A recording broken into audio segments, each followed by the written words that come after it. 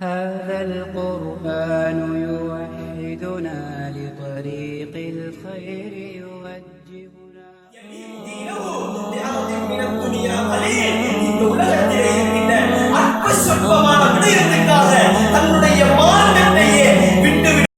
இன்னல் ஹம்தலில்லாஹ் நஹ்மதுஹு வ நஸ்தஈனுஹு வ நஸ்தக்ஃபிருஹு வ நஊது பில்லாஹி மின் ஷுரூரி அன்ஃபுஸினா வ மின் ஸய்யிஆத்தி அஅமாலினா.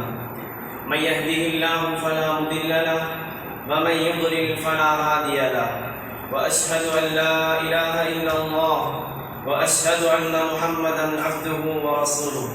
اللهم صل على محمد وعلى ال محمد كما صليت على ابراهيم وعلى ال ابراهيم انك حميد مجيد. اللهم بارك على محمد وعلى آل محمد كما باركت على إبراهيم وعلى آل إبراهيم إنك حميد مجيد. قال الله تعالى في قرآنه الكريم: يا أيها الذين آمنوا اتقوا الله حق تقاته ولا تموتن إلا وأنتم مسلمون. يا أيها الناس اتقوا ربكم الذي خلقكم من نفس واحدة وخلق منها زوجها وبث منهما رجالا كثيرا ونساء واتقوا الله الذي تساءلون به والأرحام إن الله كان عليكم رقيبا. يا أيها الذين آمنوا اتقوا الله وقولوا قولا سديدا يصلح لكم أعمالكم ويغفر لكم ذنوبكم ومن يطع الله ورسوله فقد فاز فوزا عظيما. أما بعد فإن أصدق الحديث كتاب الله وخير الهدي هدي نبينا محمد صلى الله عليه وسلم وشر الأمور محدثاتها وكل محدثة بدعة وكل بدعة ضلالة. சர்வ புகழும் புகழ்ச்சியும் ஏக வல்லவன் அல்லாஹ்வுக்கே என்று முடித்தானது. சாந்தியும் சமாதானமும் நபிகள் நாயகம் ஸல்லல்லாஹு அலைஹி வஸல்லம் அவர்கள் மீதும் அவர்களை பின்தொடர்ந்து வந்த உத்தம சஹாபாக்கள், தாபிஊன்கள், தபஉ தாபிஈன்கள், முஃமினான முஸ்லிமான அனைத்து ஆண்கள் பெண்கள் மீது உண்டாவதாக. அல்லாஹ்வும் அவனுடைய தூதரும் எவற்றை நம்முடைய வாழ்க்கையில் எடுத்து நடக்கும்படி கட்டளையிட்டு இருக்கிறார்களோ அவற்றை நம்முடைய வாழ்க்கையில் இயன்றளவு எடுத்து நடக்கும்படியும், எவற்றை தவிர்த்து கொள்ளுமாறு நமக்கு ஏவி இருக்கின்றார்களோ அவற்றை நம்முடைய வாழ்க்கையில் முற்றுமுழுதாக தவிர்த்து கொள்ளும்படி முதலில் எனக்கும் அப்பா உங்களுக்கும் நல்லுபதேசம் செய்து கொள்கின்றேன். அன்பார்ந்த இஸ்லாமிய உறவுகளே, இருக்கின்ற இந்த உலகத்தில் வாழுகின்ற ஒவ்வொரு மனிதனும் அவனுடைய வாழ்க்கையிலே அவனுக்கு கிடைக்கப்பட்டிருக்கின்ற இறையர்கள் என்று அவன் சிந்தித்து பார்ப்பான் என்றிருந்தால் அவனுடைய வாழ்க்கையிலே எக்கச்சக்கமான விடயங்களை அவன் அருட்களாக அவன் அல்லாஹ்வுடைய கிருபைகளாக அவன் மதிப்பிட்டுக் கொள்ள முடியும். ஆனால் சாதாரணமாக ஒரு மனிதன் பார்க்கின்ற நேரத்திலே சில விடயங்களை பார்த்து இவைகள் அல்லாஹ்வுடைய அருளாக இருக்கின்றன, அல்லாஹ் நமக்கு செய்திருக்கின்ற கிருபைகளாக அவனுடைய ரஹ்மத்தாக இருக்கின்றது, அவனுடைய நிஅமத்தாக இருக்கிறது என்று நாங்கள் சிலரை பார்த்து கூறுவோம். சிலரை இது அருளா என்று கூட நினைக்காத அளவுக்கு அல்லாஹ்வுடைய சில அருட்கொடைகள் இருக்கின்றன. ஆனால் அந்த அருட்களை நாங்கள் அல்லாஹ்வுடைய அந்த அருட்கொடைகளை நாங்கள் பெரிதாக நாங்கள் யோசிப்பது கிடையாது. அன்பார்ந்த இஸ்லாமிய உறவுகளே, இப்படிப்பட்ட அருள்கள் என்று பார்க்கின்ற நேரத்தில் ஒரு மனிதனுக்கு கிடைக்கப்பட்டிருக்கின்ற அவனுடைய உறுப்புகளாக இருக்கலாம், அவனுக்கு எந்த விடயமாக இருந்தாலும் அத்துணை விடயம் அல்லாஹ்வுடைய அருளாக இருக்கின்றதை தாண்டி ஒரு மனிதனுடைய வாழ்க்கையிலே கிடைத்திருக்கின்ற ஹிதாயத் என்ற ஒரு விடயம் இருக்கின்றது, நேர்வழி என்ற ஒரு விடயம் இருக்கின்றது. அது அல்லாஹ்வால் கிடைக்கப்பெறுகின்ற ஒரு மகத்தான அருளாக காணப்படுகின்றது. அல்லாஹ்வுடைய அருள், அல்லாஹ்வுடைய கொடைக்கு பின்னால், அவனுடைய ஃபضலுக்கு பின்னால் ஒரு மனிதனுக்கு கிடைக்கப்படுகின்ற முக்கியமான விடயம் தெரியுமா? இந்த நேர்வழி என்ற ஒரு விடயம் காணப்படுகின்றது. அன்பார்ந்த இஸ்லாமிய உறவுகளே, ஏன் காரணம் தெரியுமா? அந்த நேர்வழியின் மூலமாகத்தான் சுவர்க்கம் நரகம் என்ற இரண்டுக்கு மத்தியிலே பிரிவு ஏற்படுத்தப்படுகிறதை நாங்கள் காண்கின்றோம். அன்பார்ந்தவர்களே, ஒரு மனிதனுக்கு ஹிதாயத், ஒரு நேர்வழி கிடைக்கிறது என்றிருந்தால் அந்த நேர்வழி அவனை சுவர்க்கத்துக்கு இட்டுச் செல்லக்கூடியதாக இருக்கின்றது. அதே நேரம் அந்த நேர்வழி இல்லாமல் இந்த உலகத்தில் ஒருவன் வாழ்வான் என்றிருந்தால் அவனுக்கு அந்த சுவனம் முற்றுமுழுதாக தடை செய்யப்பட்டு விடுகின்றது, அவன் நரகவாதியாகவே சென்று விடுகின்றான். அன்பார்ந்த இஸ்லாமிய உறவுகளே, அந்த நேர்வழியை தவிர அவனுக்கு எந்த ஒன்றுமே அந்த இடத்தில் கை கொடுக்க மாட்டாது. அவனுடைய பரம்பரையாக இருக்கலாம், நான் இந்த பரம்பரையைச் சேர்ந்தவன், என்னுடைய தந்தை நபியாக இருக்கின்றார், என்னுடைய தாய், என்னுடைய குடும்பம் இப்படியெல்லாம் பெருமைக்கு சொந்தக்காரர்கள் என்று எத்தனையை நாங்கள் பேசினாலும் கதைத்தாலும், எத்தனையை நாங்கள் மற்றவர்களுடன் நாங்கள் பெருமையாக பேசிக்கொண்டாலும், அன்பார்ந்தவர்களே, ஒரு மனிதனுக்கு கிடைத்திருக்கின்ற நேர்வழியினூடாகத்தான் ஒரு மனிதனுக்கு சுவர்க்கம் என்பதும் நரகம் என்பதும் தீர்மானிக்கப்படுகின்றது. அவன் நேர்வழி என்ற ஒன்று அவனுக்கு வந்துவிட்டதென்றால் அவனுக்கு சுவர்க்கம் எப்போதாவது கிடைக்கப் போகின்றது. அந்த நேர்வழி, அந்த ஹிதாயத் என்றது அவனுக்கு மொத்தமாகவே கிடைக்காமல் இந்த உலகத்தை விட்டும் பிரிந்து செல்கிறான் என்றிருந்தால் அவனுக்கு சுவனம் என்றது தாண்டி அவனுக்கு நரகம் என்ற வாழ்க்கை தான் அவனுக்கு காணப்படுகின்றது. அன்பார்ந்த இஸ்லாமிய உறவுகளே, அது எவந்த பரம்பரையாகவும் இருக்கலாம். அப்படி என்றிருந்தால் இந்த நேர்வழி என்பது, இந்த ஹிதாயத் என்பது அல்லாஹ்வுடைய மிகப்பெரிய ஒரு அருளாக காணப்படுகின்றது. அன்பார்ந்த இஸ்லாமிய உறவுகளே, அல்லாஹ் எல்லாவற்றையும் எல்லோருக்கும் கொடுத்து விடுவது கிடையாது. அல்லாஹ் தஆலா இந்த உலகத்திலே யாராக இருந்தாலும், அவன் முஸ்லிமாக இருக்கட்டும், அவன் அல்லாஹ்வை நம்பிய முஃமினாக இருக்கட்டும், அதையும் தாண்டி ஒரு மனிதன் இறை நிராகரிப்பாளனாக இருக்கட்டும், ஒரு முனாஃபிக்காக இருக்கட்டும், ஒரு நயவஞ்சகன் அல்லது ஒரு காஃபிராக இருக்கட்டும், எவனாக இருந்தாலும் அல்லாஹ் தஆலா இந்த உலகத்திலே அவனுக்கு உணவளித்துக் கொண்டிருக்கின்றான், அவனுக்கு நீர் புரட்டிக் கொண்டிருக்கின்றான், அவனுக்கு சொத்து செல்வங்களை கொடுத்துக் கொண்டிருக்கின்றான், அவனுக்கு பட்டம் பதவிகளை கொடுத்துக் கொண்டிருக்கின்றான். இத்துணையையும் அல்லாஹ் தஆலா எந்த மனிதன் என்றும் பார்க்காமல் அவன் முஸ்லிமாக இருக்கின்றானா, அவன் காஃபிராக இருக்கின்றானா, இந்த விடயங்கள் ஒன்றையுமே பார்க்காமல் அல்லாஹ் தஆலா இந்த உலகத்திலே கொடுத்துக் கொண்டிருக்கிறார் என்றிருந்தால், இந்த உலகத்திலே நாம் பார்த்தோம் என்றிருந்தால் யார் பெரும் பெரும் கோடிக்கணக்கான சொத்துக்களுக்கு சொந்தக்காரர்களாக இருக்கிறார்கள் என்று நாம் நீங்களும் பார்த்தோம் என்றிருந்தால் இறை நிராகரிப்பாளர்கள் தான் இருந்து கொண்டிருக்கின்றார்கள். அன்பார்ந்த இஸ்லாமிய உறவுகளே, பெரும் பதவியில் இருக்கின்றவர்கள் பெரும்பான்மையை நாங்கள் பார்த்தோம் என்றிருந்தால் அல்லாஹ்வை நிராகரித்தவர்கள் இருந்து கொண்டிருக்கின்றார்கள். அன்பார்ந்தவர்களே, இப்படி எல்லாம் இருக்க அல்லாஹ் தஆலா அதிலே மிக மிச்சமான பேருக்கு, அதிலே அதிகமான பேருக்கு அல்லாஹ் தஆலா அந்த ஹிதாயத்தை கொடுக்கவில்லை என்றிருந்தால், அன்பார்ந்தவர்களே, அல்லாஹ் தஆலா இந்த உலகத்தில் ஒரு மனிதனுக்கு கொடுக்கின்ற உணவு, ஒரு மனிதனுக்கு கிடைக்கப்பெறுகின்ற பானத்தை பற்றி அல்லாஹ் தஆலா சொல்லுகின்றான். இந்த உலகம் அல்லாஹ்விடத்தில் ஒரு இறக்கை, ஒரு நுளம்பு இருக்கின்றது, அதனுடைய இறக்கைக்கு கூட அந்த அளவு கூட அல்லாஹ்வுக்கு பெருமதியானதாக இருந்தால் லமா சகா காஃபிரன் சர்பதமாக அல்லாஹ் சொல்லுகின்றான். இந்த உலகத்தில் வாழ்கின்ற அந்த காஃபிர் இருக்கின்றானே, அந்த இறை நிராகரிப்பாளர் இருக்கின்றானே, அவனுக்கு அல்லாஹ் தஆலா ஒரு நீர் சொட்டை கூட கொடுத்திருக்க மாட்டான். எனவே இந்த உலகம் என்பது அல்லாஹ்விடத்தில் அற்பமான ஒரு விடயமாக இருக்கின்றது.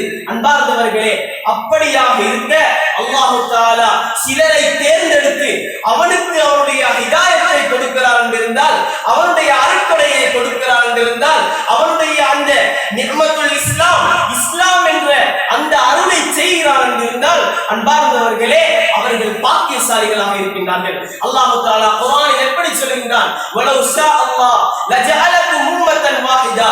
அல்லாஹ் நாடி இருந்தால் உங்களை ஒரு சமூகமாக அல்லாஹ் ஆக்கி வைத்திருப்பான், ஒரு சமூகமாக ஆக்கி வைத்திருப்பான். வலாக்கின் யுதில்லு மையஸா வயஹ்தி மையஸா என்றால் அல்லாஹ் தஆலா பிரிக்கின்றான். அவன் நாடியவர்களுக்கு அல்லாஹ் தஆலா வழிகெடுத்து விடுகின்றான். அவனுக்கு இஸ்லாம் கிடையாது, அவனுக்கு நேர்வழி கிடையாது.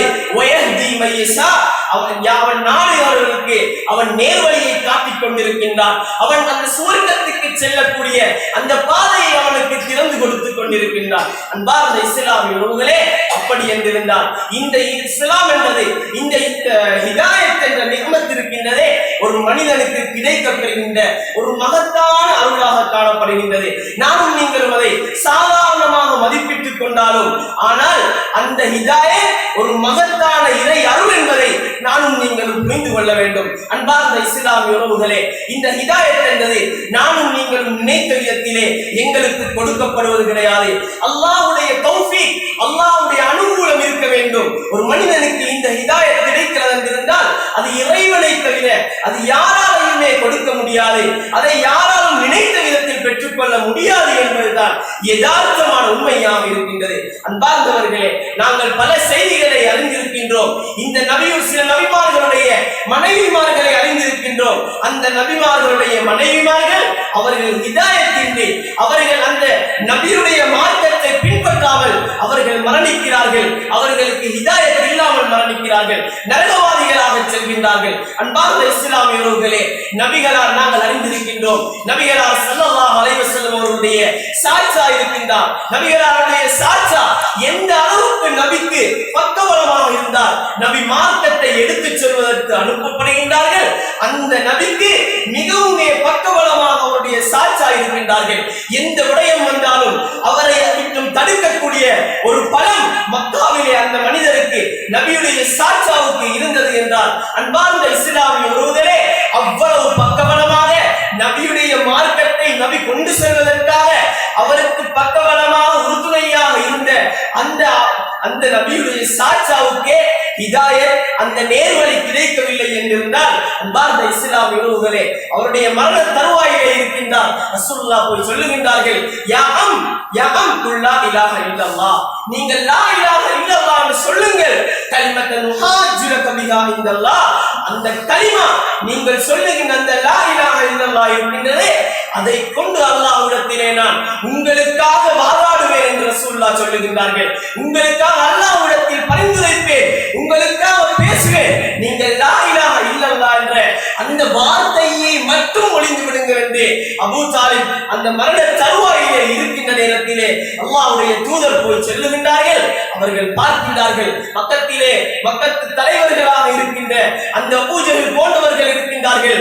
அத்தர்ஹபு அன் மில்லத்தி இப்ராஹிம் அன் மில்லத்தி ஆபாயினா, எங்களுடைய மூதாதையர்களுடைய மார்க்கத்தை நீங்கள் வெறுக்கின்றீரா, அதை விட்டுவிட்டு மரணிக்க போகின்றீர்களா என்று அவர்கள் சொல்லிக் கொண்டிருக்கிறார்கள். அன்பார்ந்த இஸ்லாமிய உறவுகளே, அவர்கள் கலிமாவை சொல்லவில்லை, அவர்கள் அப்படியே மரணிக்கின்றார்கள். அவர்கள் காஃபிராக மரணிக்கின்றார்கள், இஸ்லாத்தை ஏற்றுக்கொள்ளாதவர்களாக மரணிக்கிறார்கள் என்றிருந்தால், அன்பார்ந்த இஸ்லாமிய உறவுகளே, அந்த நபிக்கு மிகவும் பக்கபலமாக இருந்த அந்த அபூ தாலிபுக்கு கூட, நபியுடைய சாட்சாவுக்கு கூட இஸ்லாம் அந்த நிக்மத்துல் ஹிதாயா, நேர்வழி என்ற அந்த அருள் கிடைக்கப் பெறவில்லை என்றிருந்தால், அன்பார்ந்த இஸ்லாமிய உறவுகளே, நானும் நீங்களும் அந்த பாக்கியம் எங்களுக்கு கொடுக்கப்பட்டிருக்கிறது என்றிருந்தால் எவ்வளவு பாக்கியசாலிகளாக இருக்கின்றோம். அல்லாஹ் சொல்லுகின்றான், இன்னக லா தஹ்தி மன் அஹ்பப்த, நபியை பார்த்து அல்லாஹ் சொல்லுகின்றான், அபூ தாலிப் மரணிக்கின்றார், அவர்கள் இஸ்லாத்தை ஏற்காமல் மரணித்து விடுகின்றார். இன்னக லா தஹ்தி மன் அஹ்பப்த, நபியை பார்த்து அல்லாஹ் சொல்லுகின்றான், நபியே, நீங்கள் நினைத்தவர்களுக்கெல்லாம் உங்களுக்கு நேர்வழி காட்ட முடியாது. வலாக்கின் அல்லாஹ் யஹ்தி மன் யஷா, அல்லாஹ் யாருக்கு நாடுகின்றானோ அவனுக்குத்தான் நேர்வழியை காட்டுவான் என்ற செய்தியை அல்லாஹ் தஆலா நபிக்கு சொல்லி காட்டுகிறதை காண்கின்றோம். அன்பார்ந்த இஸ்லாமிய உறவுகளே, நானும் நீங்களும் இந்த அருள் எனக்கும் உங்களுக்கும் கொடுக்கப்பட்டிருக்கிறது என்றிருந்தால் அதனுடைய பெருமதியை நானும் நீங்கள் உணர வேண்டும். எந்த அளவுக்கு அது மகத்தான் என்பதை நாங்கள் சிந்திக்க வேண்டும். அன்பார்ந்தவர்களே, எத்தனை பேர் இருக்கின்றார்கள், பெரும் அறிவாளிகளாக இருக்கின்றார்கள், பெரும் சொத்துக்களுக்கு சொந்தக்காரர்களாக இருக்கின்றார்கள். ஆனால் இந்த ஹிதாயத் என்ற அருள் மட்டும் அவர்களிடத்தில் இல்லை என்றிருந்தால், இந்த இஸ்லாம் அந்த ஈமான் என்பது அவர்களிடத்தில் இல்லை என்றிருந்தால், அன்பார்ந்தவர்களே, அவர்களிடத்தில் சொத்து இருந்தால் என்ன, அவர்களிடத்தில் அறிவு இருந்தால் என்ன, அவர்களிடத்தில் என்ன பறவைகள் பற்றங்கள் இருந்தால் என்ன, அன்பார்ந்தவர்களே, அத்துணையும் இந்த உலகத்திற்கு மாத்திரம் தான் பெரிதாக வைத்துக் கொள்ளப்படும். அந்த மறுமையிலே மிக கேவலமான நிலைமையை அவர்கள் அடைய போகிறார்கள் என்றிருந்தால், இந்த ஹிதாயத்தின் மூலமாக நானும் நீங்களும் அல்லாஹ்வுடைய அருளை கொண்டு, அல்லாஹ்வுடைய ஃபதுலை கொண்டு நாங்கள் நல்ல இடத்தை இன்ஷா அல்லாஹ் அடைய போகிறோம் என்றிருந்தால், அன்பார்ந்தவர்களே, அவர்களுடைய சொத்துக்களும் அவருடைய பதவிகளும் கொடுத்த அந்த வெகுமதிகள், அதனுடைய பிரயோஜனங்கள் என்ன என்பதை நாங்கள் சிந்திப்போம் என்றிருந்தால், அன்பார்ந்தவர்களே, இந்த ஹிதாயத்துடைய பெருமதியை நானும் நீங்களும் உணர்ந்து கொள்ள முடியுமாக இருக்கின்றது. அன்பார்ந்தவர்களே, எனவே தான் அல்லாஹ் தஆலா சொல்லி காட்டுகின்றான், இந்த ஹிதாயத் என்பது வெறுமனே எங்களுக்கு கிடைக்கப்பட்டதல்ல, நாங்கள் நினைத்த விதத்தில் பெற்றுக்கொண்ட ஒரு விடயம் அல்ல. அந்த காலத்திலே அவர் இஸ்லாத்துக்கு ஒரு சமூகம் வருகின்றார்கள், சமூகம் வந்துவிட்டு அவர்கள் சொல்லி காட்டுகின்றார்கள். எப்படி சொல்லுகின்றார்கள்? இந்த இஸ்லாத்துக்கு நாங்கள் வருவதனூடாக இஸ்லாம் இஸ்லாத்துக்கு நாங்கள் சிறப்பாக்கி இருக்கின்றோம், இஸ்லாம் எங்களின் மூலமாகத்தான் அருள் பெற்றிருக்கிறது என்பதை போன்று அவர்கள் கலைத்துக் கொள்கிறார்கள். அன்பார்ந்த இஸ்லாமிய உறவுகளே, அல்லாஹ் தஆலா சொல்லி காட்டுகின்றான், யமுன்னூன அலைக அன் அஸ்லமு, நபியே அவர்கள் இஸ்லாத்தை ஏற்றுக்கொண்டார்கள், அவர்கள் இஸ்லாத்துக்குள் நுழைந்து விட்டார்கள் என்பதை அவர்கள் உங்களிடத்தில் அருளாக சொல்லி காட்டுகின்றார்கள். குல் லா தமுன்னு அலைஹி இஸ்லாமக்கும், நீங்கள் இஸ்லாத்தை ஏற்றுக்கொண்டதை நீங்கள் சொல்லி காட்ட வேண்டாம். பலில்லாஹு யமுன்னு அலைக்கும் அன் ஹதாக்கும் லில் ஈமான், அல்லாஹ் தான் இந்த அருளை உங்களுக்கு கொடுத்தான், அதன் மூலமாக உங்களுக்கு அருளை கொடுத்திருக்கின்றான். இந்த இஸ்லாம் என்பதை அல்லாஹ் கொடுத்தது, உங்களின் மூலமாக இஸ்லாம் சிறப்படையவில்லை, நீங்கள் இஸ்லாத்துக்கு அருள் செய்யவில்லை, அல்லாஹ் தான் உங்களுக்கு இஸ்லாம் என்ற அருளை உங்களுக்கு செய்திருக்கின்றான் என்று சொல்லுகின்றான். அன்பார்ந்தவர்களே, நானும் நீங்களும் எங்களுடைய திறமையின் மூலமாக பெற்ற ஒரு விடயம் இந்த இஸ்லாம் கிடையாது. மாறாக வலாக்கின் அல்லாஹ் ஹப்பப இலைக்குமுல் ஈமான், அல்லாஹ் தான் உங்களுக்கு இந்த ஈமானை, இந்த இறை விசுவாசத்தை உங்களுக்கு அழகுபடுத்தி இருக்கின்றான் என்ற செய்தியை அல்லாஹ் தஆலா குர்ஆனில் கூறி காட்டுகிறதை நாங்கள் காணலாம். அன்பார்ந்த இஸ்லாமிய உறவுகளே, அல்லாஹ் தஆலா இன்னொரு இடத்திலே சொல்லி காட்டுகின்றான், வலவுலா ஃபதுலுல்லாஹி அலைக்கும், அல்லாஹ்வுடைய அந்த அருள், அந்த சிறப்பு உங்கள் மீது இல்லை என்றிருந்தால் மா ஸக்கா மின்கும் மின் அஹதின், உங்களில் யாருமே தூய்மை அடைந்திருக்க மாட்டீர்கள். எல்லோரும் தூய்மை அடைந்ததற்கான காரணம் நீங்கள் இஸ்லாமாக இருக்கிறீர்களா, அல்லாஹ்வுடைய அருள் தான் அதற்கு மகத்தான காரணம் என்பதை அல்லாஹ் தஆலா சொல்லி காட்டுகின்றான். அன்பார்ந்த இஸ்லாமிய உறவுகளே, அப்படி என்றிருந்தால் இந்த அருள் எங்களுக்கு கிடைக்கப்பட்டிருக்கிறது என்றிருந்தால் நானும் நீங்களும் செய்ய வேண்டிய விடயம் என்ன? அந்த அருளை பாதுகாக்க வேண்டும். அந்த அருளை எங்களிடத்தில் கிடைக்கப்பட்டதற்கு அதனுடைய பெருமதியை உணர வேண்டும். எந்த அளவுக்கு மகத்தானது இந்த உலகத்தில் ஒரு விடயம் கிடைக்கப்படுகிறது என்றிருந்தால் அந்த விடயம் நாங்கள் எந்த அளவுக்கு மகத்தானதாக, வெகுமதி மிக்கதாக, எந்த அளவுக்கு பிரயோஜனம் தரக்கூடியதாக இருக்கின்றதோ அந்த விடயத்தை பார்த்துத்தான் நாங்கள் அதை பாதுகாப்போம் அல்லது அதை பராமுகமாக விட்டு விடுகின்ற நிலைக்கு செல்லுவோம். அன்பார்ந்தவர்களே, நானும் நீங்களும் அதே போன்றுதான் இந்த ஹிதாயத்துடைய விடயத்தில் நடந்து கொண்டிருக்கின்றோம். ஏதோ எங்களுக்கு கிடைத்து விட்டது என்பதை போன்று நாங்கள் நடந்து கொள்கின்றோமே தவிர, அன்பார்ந்தவர்களே, எந்த அளவு மகத்தான அருள் என்பதை உணர்ந்து செயற்படுவோம் என்றிருந்தால் அல்லாஹ்வுடைய மகத்தான அருட்கொடை என்பதை நானும் நீங்களும் தெளிவாக புரிவோம் என்றிருந்தால், அன்பார்ந்தவர்களே, எங்களிடத்திலே பொடுபோக்கு தன்மை வந்திருக்க மாட்டாது. நாங்கள் இஸ்லாத்தை படிக்க வேண்டும், அதனுடைய ஹக்கீகத், அதனுடைய யதார்த்தம் எப்படிப்பட்டது என்ற செய்தியை நானும் நீங்களும் படிக்க வேண்டும். அப்போது படிப்போம் என்றிருந்தால் தான் அதனுடைய பெருமதியை உணர்ந்து கொள்வோம். அன்பார்ந்தவர்களே, அது என்ன விடயங்களை எங்களுக்கு சொல்லி இருக்கின்றது, எந்த விடயங்களை தடுத்திருக்கின்றது என்பவற்றை அறிவதற்காக நாங்கள் அந்த இஸ்லாம் எந்த அளவுக்கு மகத்தானது என்பதை புரிந்து அதை நாங்கள் பாதுகாப்பதற்கு, அதற்கு முரணான விடயங்களை செய்வதை விட்டும் தவிர்த்து கொள்ளக்கூடியவர்களாக இருப்போம். அன்பார்ந்த இஸ்லாமிய சகோதரர்களே, இன்றைய காலத்தை நாங்கள் எடுத்துக் கொள்வோம் என்றிருந்தால் எங்களுடைய வாழ்க்கையிலே சாதாரணமாக நாங்கள் ஒரு ஊரை சுற்றி வருகின்ற நேரத்திலே எத்தனை விடயங்கள் அரங்கேறிக் கொண்டிருக்கின்றன, இஸ்லாத்துக்கு முரணான எத்தனை விடயங்கள் சமூகத்திலே தலை தூக்கிக் கொண்டிருக்கின்றன, மனிதனை வழிகெடுக்கக்கூடிய எத்தனை சிந்தனைகள் அங்கும் இங்கும் உலா வந்து கொண்டிருக்கின்றன, எத்தனை வழிகேடான விடயங்கள் சமூகத்தை ஆட்டி படைத்துக் கொண்டிருக்கின்றன. இப்படியான ஒரு காலத்தில் நானும் நீங்களும் வாழ்கிறோம் என்றிருந்தால், அன்பார்ந்தவர்களே, ஒரு மனிதனை வழிகெடுப்பதற்காக இன்று வலை வீசப்பட்டது போல் எதிரிகளால் இஸ்லாத்தை கொச்சைப்படுத்துவதற்காகவும் இஸ்லாத்தில் உள்ளவர்களை வழிகெடுப்பதற்காகவும் எத்தனையோ வலைகள், சூழ்ச்சி வலைகள் வீசப்பட்டிருக்கிறதை நாங்கள் கண்டு கொண்டிருக்கிறோம் என்றிருந்தால், அன்பார்ந்த இஸ்லாமிய உறவுகளே, எவ்வளவு ஒரு கஷ்டமான ஒரு காலத்திலே நான் நீங்கள் இருந்து கொண்டிருக்கின்றோம். நபிகளார் ஸல்லல்லாஹு அலைஹி வஸல்லம் அவர்கள் எப்படி சொன்னார்கள், ஒரு காலம் வரும், அந்த காலத்திலே ஈமானை பிடித்துக் கொண்டிருப்பவன் எப்படி தெரியுமா, ஒரு நெருப்பு கட்டியை தன்னுடைய கையினால் எப்படி பிடித்துக் கொண்டிருப்பானோ அதே போன்ற ஒரு கஷ்டமான காலமாக ஈமானை பிடித்துக் கொண்டிருப்பது ஆகும் என்று சொன்னார்கள். ஒரு நெருப்பு கட்டியை பிடித்துக் கொண்டிருப்பது எவ்வளவு கஷ்டமாக இருக்குமோ அதே போல் ஒரு மனிதன் ஈமானை பாதுகாத்துக் கொண்டிருப்பது அவ்வளவு கஷ்டமான காலமாக இருக்கும் என்று ரசூலுல்லாஹ் சொன்னார்கள். அன்பார்ந்தவர்களே,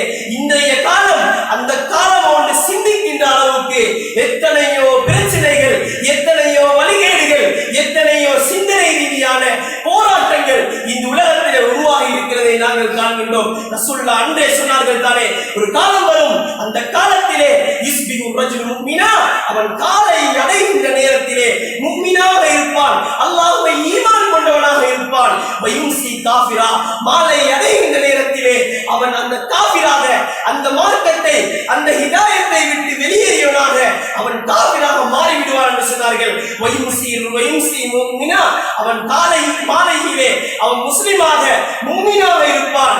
வயுஸ்பிஹு காஃபிரா, அடுத்த நாள் காலை அடைகின்ற நேரத்தில் அவன் காஃபிராக மாறிவிடுவான், அந்த ஹிதாயத்தை விட்டும் வெளியே சென்று விடுவான்.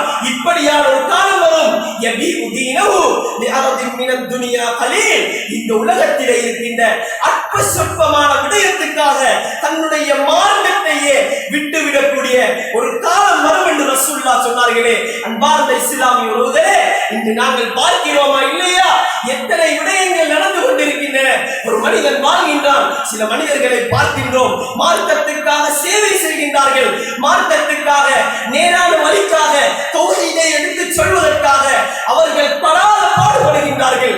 ஆரம்ப கட்டத்திலே நிறைய மக்கள் இருந்தார்கள், இந்த ஏகத்துவ கொள்கையை பின்பற்றக்கூடியவர்களாக இருந்தார்கள். ஆனால் சில காலம் உருண்டோடுகின்றது, கால வெள்ளோட்டத்திலே அவர்கள் அந்த நேரான பணியை விட்டும், அந்த தௌஹீதை விட்டும், ஏகத்துவத்தை விட்டும் தடம் புரண்டு விடுகின்றார்கள் என்று இருந்தால், அதை விட்டும் ஏனைய கொள்கைகளுக்கு பின்பற்றக்கூடியவர்களாக, பிதஅத்துக்களை செய்யக்கூடியவர்களாக மாறிவிடுகிறார்கள் என்று இருந்தால், அன்பார்ந்த இஸ்லாமிய உறவுகளே, சிலரை கண்டிருப்போம், அவர்கள் பேசினால் குர்ஆனை பேசுவார்கள், பேசினால் ஹதீஸை பேசுவார்கள். அவர்களுடைய வார்த்தைகள், அவர்களுடைய வாயிலிருந்து வரக்கூடிய வார்த்தைகள் அனைத்தும் குர்ஆனும் ஹதீஸுமாக இருந்தது. ஆனால் இப்போது அவைகளை விட்டு மாறிவிட்டார்கள் என்று இருந்தால், அன்பார்ந்த இஸ்லாமிய உறவுகளே, இன்று எத்தனையோ பேர் இந்த பணத்துக்காக மார்க்கத்தை விட்டுக் கொடுக்கக்கூடிய, இந்த ஹிதாயத்திலிருந்து, இஸ்லாத்திலிருந்து வெளியே செல்லக்கூடிய, பெண்ணுக்காக இருக்கலாம், பதவிக்காக இருக்கலாம், அல்லது எந்த விடயங்கள், அற்ப சொற்பமான விடயங்கள் எதுவெல்லாம் இருக்கின்றதோ அதற்காக இந்த மார்க்கத்தை விட்டு வெளியேறக்கூடிய மக்களை நாங்கள் பார்க்கிறோமா இல்லையா?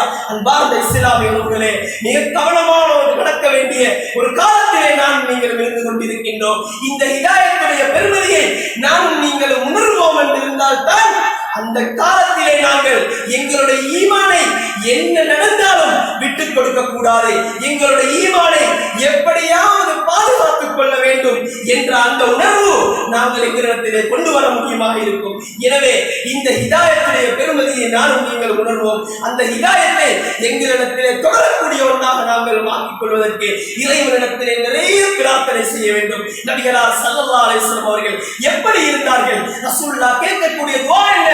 அல்லாஹும்ம இன்னி, மனதை விட்டுக் கொள்ளுங்கள், அல்லாஹும்ம இன்னி, யா அல்லாஹ், இன்னி அஸ்அலுக்கல் ஹுதா, உன்னிடத்திலே நான் நேர்வழியை கேட்கின்றேன், வத்துகா, உன்னை அஞ்சக்கூடிய அந்த அச்சத்தை கேட்கின்றேன், வல் அஃபாஃப வல் கினா, உன்னிடத்திலே அந்த அஃபாஃப், போதும் என்ற மனம், பத்தினித்தனத்தை கேட்கின்றேன், வல் கினா, போதும் என்ற மனம், அதை செல்வத்தை கேட்கின்றேன் என்ற அந்த துஆவை ரசூலுல்லாஹி ஸல்லல்லாஹு அலைஹி வஸல்லம் அவர்கள் கேட்டார்கள் என்று இருந்தால், அன்பார்ந்த இஸ்லாமியர்களே, மனநமிட்டு வைத்துக் கொள்ளுங்கள். நிறைய நாங்கள் கேட்க வேண்டும். நாங்கள் இப்போது முஸ்லிமாக இருக்கலாம், இப்போது ஹிதாயத் கிடைத்தவர்களாக, ஈமான் கொண்டவர்களாக, முஃமினான நாம் நீங்களும் வாழ்ந்து கொண்டிருக்கலாம். ஆனால் எங்களுடைய நிலை காலப்போக்கிலே எப்படி மாறப் போகின்றது என்பதை அந்த இறைவன் மாத்திரம் அறிந்தவனாக இருக்கின்றார். சிலரை பார்க்கின்றோம், அவர்கள் வாழும் காலம் எல்லாம் அவர்கள் இஸ்லாமாக, முஸ்லிமாக, இஸ்லாத்துக்கு சேவை செய்யக்கூடியவர்களாக, இஸ்லாமிய மார்க்கத்துக்கு வாழ்க்கையை அர்ப்பணித்தவர்களாக அவர்கள் செயல்படுகின்றார்கள். இறுதி காலத்திலே அவர்களுடைய நிலைமை எப்படி மாறுகின்றது? அல்லாஹ்வுடைய தூதர் ஸல்லல்லாஹு அலைஹி வஸல்லம் அவருடைய காலத்திலே இப்படி ஒரு செய்தி நடக்கின்றது. அன்பார்ந்த இஸ்லாமிய உறவுகளே, ஒரு மனிதர் யுத்தத்துக்காக செல்லுகின்றார். ரசூலுல்லாஹ் யுத்தத்தை பிரகடனப்படுத்துகின்றார்கள். ஒரு மனிதர் முன்னேறி செல்லுகின்றார்கள். யுத்தத்துக்காக ஒரு மனிதன் செல்லுகிறான் இருந்தால், அன்பார்ந்தவர்களே, அவருடைய ஈமான் எந்த நிலையிலே இருந்திருக்கும்? தன்னுடைய உயிர் போக போகின்றது எந்த நிலையிலும் கூட ஒரு மனிதன் யுத்தத்துக்காக செல்லுகின்றார் என்றால் அவனுடைய ஈமானுடைய நிலைமை அவன் எந்த அளவுக்கு வைத்துக் கொண்டிருப்பான்? உயிர் போனாலும் பிரச்சனை கிடையாது, மார்க்கத்துக்காக நான் என்னை அர்ப்பணிக்க வேண்டும் என்ற அந்த மகத்தான உணர்வோடு ஒரு மனிதன் செல்லுகின்றான். அன்பார்ந்தவர்களே, அப்படி என்றால் இப்படி யுத்தம் நடந்து கொண்டிருக்கின்றது, அந்த மனிதன் யுத்தம் செய்கின்றான். சஹாபாக்கள் யுத்தம் முடிந்ததற்கு பின்னால் அல்லாஹ்வுடைய தூதர் ஸல்லல்லாஹு அலைஹி வஸல்லம் அவர்களிடத்தில் அந்த மனிதனை சிலாகித்து பேசுகின்றார்கள், அந்த மனிதனை புகழ்ந்து பேசுகின்றார்கள். அல்லாஹ்வுடைய தூதரே, இந்த மனிதர் யுத்தம் செய்கின்றார், எத்தனையோ பேரை வெட்டி வீழ்த்தினார்கள், இஸ்லாத்திற்காக எத்தனையோ பேரை அந்த மனிதன் யுத்த களத்திலே மும்முரமாக ஈடுபட்டு அவர்கள் யுத்தத்திலே வெட்டி வீழ்த்தினார் என்ற செய்தியை புகழ்ந்து அல்லாஹ்வுடைய தூதர் ஸல்லல்லாஹு அலைஹி வஸல்லம் அவர்களிடத்தில் சொல்லிக் கொண்டு இருக்கின்றார்கள்.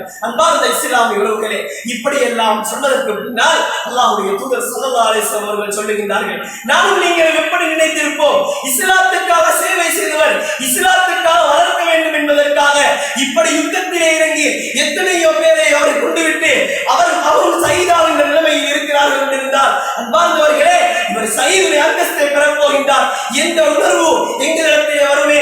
அன்பார்ந்தவர்களே, ரசூலுல்லாஹ் சொன்னார்கள், அவன் நரகவாதி என்று சொன்னார்கள். அன்பார்ந்தவர்களே, இப்படி சொன்ன நேரத்தில் அவர்கள் சஹாபாக்கள் ஆச்சரியப்படுகின்றார்கள். இப்படி எல்லாம் யுத்தத்துக்கு சென்று இப்படி அவர்களை எல்லாம் வெட்டி வீழ்த்ததற்கு பின்னால் அல்லாஹ்வுடைய தூதர் ஸல்லல்லாஹு அலைஹி வஸல்லம் அவர்கள் இந்த மனிதனை நரகவாதி என்று சொல்லுகிறார்கள் என்றால் ஆச்சரியமாக இருக்கின்றது. ஒரு மனிதர் போகின்றார், அந்த மனிதனிடத்திலே போய் பார்த்து விட்டு வருகின்றார். அவர்களிடத்திலே அத்துணை வெட்டுக்களை வெட்டியதற்கு பின்னாலும் தனக்கும் காயங்கள் வந்திருக்குமே, அந்த காயங்களை பொறுத்துக் கொள்ள முடியாமல் அந்த மனிதன் இறுதி நேரத்தில் என்ன செய்கின்றான், தன்னுடைய தனக்கே வேதனை தாங்க முடியாமல் தன்னையே குத்தி கொலை செய்து கொள்கின்றான். அன்பார்ந்த இஸ்லாமிய உறவுகளே, இந்த மனிதன் எப்படிப்பட்ட மனிதனாக இருப்பான், எத்தனை பேரை விட்டு வீழ்த்தினான், இஸ்லாத்துக்காக எதிரிகளாக இருக்கின்றவர்களை எத்தனை பேருடைய களத்தை பலம் பார்த்த மனிதன்.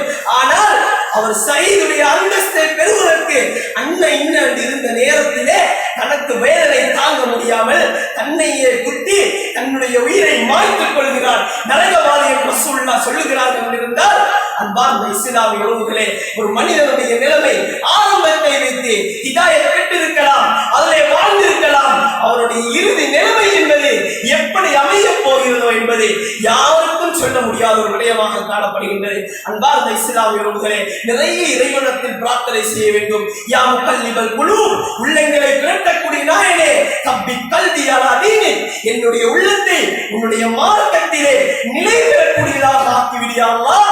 என்னை மரணிக்கின்ற நேரத்திலேயும் உன்னுடைய என்னை ஈமான் கொண்டவனாக, உன்னுடைய ஹிதாயத்தின் மீது நிலை பெற்றவனாக என்னை மரணிக்க செய்துவிடு என்று இறைவனிடத்தில் நிறைய பிரார்த்தனை செய்ய வேண்டும். அன்பார்ந்த இஸ்லாமிய உறவுகளே, இப்படி சம்பவம் நடக்கின்றது. அந்த சஹாபி வந்து சொல்லுகின்றார், யா ரசூலல்லாஹ், நீங்கள் அல்லாஹ்வுடைய தூதர் என்பதை நான் உறுதியாக சொல்லுகின்றேன், இப்போதும் சாட்சி சொல்லுகின்றேன். அந்த மனிதர் தன்னையே குத்திக் கொண்டிருக்கின்றார், அவர் நரகவாதி தான் என்று நீங்கள் சொன்னதற்கு காரணத்தை புரிந்து கொண்டேன். பிலால் ரலியல்லாஹு அன்ஹுவை பார்த்து நபிகளார் சொன்னார்கள், பிலாலே, எழுந்து செல்லுங்கள், இன்னல்லாஹ லா யுஐது ஹாதல் தீன பிர்ரஜுலில் ஃபாஜிர் என்று சொன்னார்கள். அந்த சமூகத்தை பார்த்து, பிலாலே, நீங்கள் செய்தியை எத்தி வையுங்கள், இந்த மார்க்கத்தை அல்லாஹ் தஆலா கெட்ட மனிதனை கொண்டும் இந்த மார்க்கத்தை பலப்படுத்துவான் என்ற செய்தியை அல்லாஹ் தஆலா இந்த இடத்திலே ஒரு மனிதன் நாங்கள் தான் இஸ்லாத்துக்கு வந்து இஸ்லாத்தை வளர்க்க வேண்டும் என்பது கிடையாது, இந்த ஹிதாயத்துக்கு மக்களை அழைக்க வேண்டும் என்பது கிடையாது. அல்லாஹ் தஆலா நினைத்தான் என்றால் அல்லாஹ் தஆலா கெட்ட மனிதன், மோசமானவனாக ஃபாசிக்காக இருக்கின்ற ஒரு மனிதனை கொண்டும் இந்த மார்க்கத்தை பலப்படுத்துவனாக இருப்பார். எதிரிகள் எத்தனையோ பேரை அழித்தான், அந்த மனிதன் கெட்டவன், இறுதியிலே நரகவாதியாக போகின்றான்.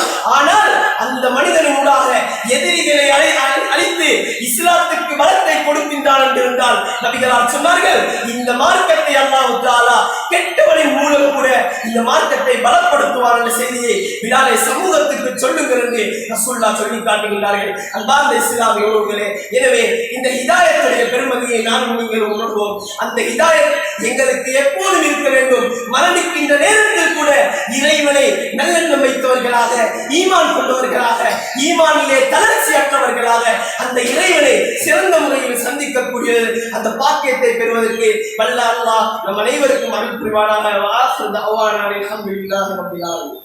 அல்ஹம்துலில்லாஹி ரப்பில் ஆலமீன். வஸ்ஸலாத்து வஸ்ஸலாமு அலா சய்யிதினா முஹம்மதின் வ அலா ஆலிஹி வ ஸஹ்பிஹி அஜ்மஈன். அன்பார்ந்த இஸ்லாமிய சகோதரர்களே, இந்த ஹிதாயத்துடைய பெருமதியை நானும் நீங்களும் எந்த அளவுக்கு மகத்தானது என்பதை உணர்வதென்பது கட்டாயமான ஒரு விடயமாக காணப்படுகின்றது. அந்த ஹிதாயத்தை தான் அல்லாஹ் தஆலா எங்களுடைய வாழ்க்கையில் நாங்கள் சொல்லுகின்ற ஒவ்வொரு அல்லாஹ் கேட்குமாறு எங்களுக்கு சொல்லி இருக்கின்றான். நீங்கள் உணவை கேளுங்கள், நீங்கள் சாப்பாட்டை கேளுங்கள், குடிபானத்தை கேளுங்கள் என்று அல்லாஹ் தஆலா எங்களுக்கு அவன் ஒவ்வொரு தொழுகையிலையும் கடமையாக்கியது கிடையாது. மாற்றமாக நீங்கள் தொழுகின்ற ஒவ்வொரு தொழுகையிலையும் அல்லாஹ் தஆலா எங்களுக்கு கடமையாக்கி இருக்கின்றது அந்த சூரத்துல் ஃபாத்திஹா. அந்த ஃபாத்திஹா என்று அல்ஹம்துலில்லாஹி ரப்பில் ஆலமீன் என்று தொடங்கக்கூடிய அந்த சூராவை ஓதுமாறு அல்லாஹ் தஆலா எங்களுக்கு சொல்லி இருக்கிறார் என்றால் அதிலே வரக்கூடிய வசனம் இஹ்தினஸ் ஸிராத்தல் முஸ்தகீம். யா அல்லாஹ்வை பார்த்து கேட்கின்றோம், யா அல்லாஹ் எங்களுக்கு உன்னுடைய நேரான வழியை காட்டிவிடு என்பதாக நாங்கள் அல்லாஹ்விடத்தில் பிரார்த்தனை செய்கின்றோம். ஒவ்வொரு தொழுகையிலேயும் இந்த வசனத்தை நாங்கள் ஓதுகின்றோம் என்றால் அல்லாஹ்விடத்திலே நேரான வழியை கேட்டுக் கொண்டிருக்கின்றோம். அன்பார்ந்த இஸ்லாமியர்களே, கருத்தை ஆழமாக புரிந்து ஓத வேண்டும். நாங்கள் வெறுமனே வாய்ப்பாடத்தில் ஓதுவது கிடையாது. இஹ்தினஸ் ஸிராத்தல் முஸ்தகீம், எங்களுக்கு நேரான வழியை காட்டிவிடு. அது எல்லா விடயத்திலும் இருக்கிறது. ஒரு மனிதனுக்கு ஈமான் கிடைக்கப்பட்டு விட்டது என்றால் அதனுடைய மாத்திரம் ஹிதாயத் பெறுவது என்பது கிடையாது. ஹிதாயத் என்பது பல விடயங்களை உள்ளே வைத்துக் கொண்டிருக்கின்ற ஒரு விடயமாக இருக்கின்றது. நாங்கள் மார்க்கத்திலே சில விடயங்களை அறிந்திருக்கின்றோம், சில விடயங்களை அறியாமல் இருக்கின்றோம்.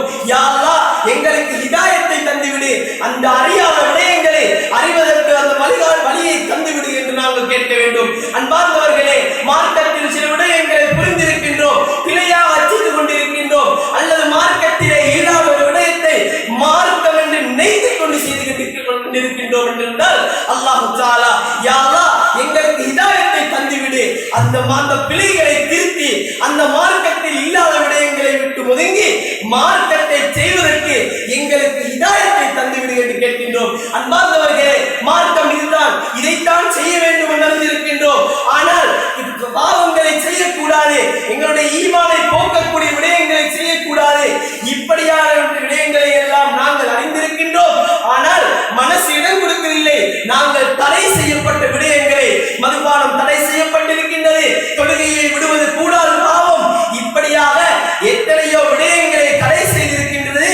ஆனால் அவைகளை செய்வதற்கு எங்களுடைய உள்ளங்கள் முன்னோக்கி சென்று கொண்டிருக்கிறது என்றிருந்தால் அன்பார்ந்த இஸ்லாமிய உறவுகளே, அல்லாஹ்விடத்தில் ஹிதாயத்தை கேட்க வேண்டும். யா அல்லாஹ் இந்த விடயங்களை தவிந்து கொள்ளக்கூடிய அந்த மனப்பக்குவத்தை, அந்த நேரான வழியை எனக்கு கொடுத்து விடு என்ற அந்த செய்தியை நாங்கள் அல்லாஹ்விடத்தில் நிறைய கேட்க வேண்டும். அன்பார்ந்த இஸ்லாமிய உறவுகளே, எனவே ஹிதாயத்துடைய பெருமதியை உணர்வோம். அந்த ஹிதாயத்தின் மூலமாகத்தான் எங்களுக்கு வெற்றி என்பது இருக்கின்றது. அது மரண வாழ்க்கையாக இருக்கலாம், மறுமையுடைய வாழ்க்கையாக இருக்கலாம், எல்லா இடத்திலேயும் அந்த ஹிதாயத், அந்த நேரான வழியின் மூலமாக, அந்த வழி ஒன்றின் மட்டின் மூலமாகத்தான் நம்முடைய வாழ்க்கையில் விமோசனம் கிடைக்கப் போகின்றது.